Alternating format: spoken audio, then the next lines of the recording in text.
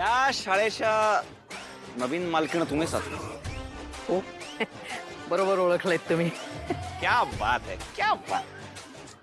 म्हणजे तुमच्यामुळेच आपली मराठी संस्कृती भ्रष्ट होते. तर आपली मातृभाषा कुठली आहे कामिनी? मराठी ना. मग मुलांनी मराठी शाळेत शिकलं तर काय प्रॉब्लेम? लहानपणापासून आईने बोलायला वाचायला कुठल्या भाषेत शिकवलंय?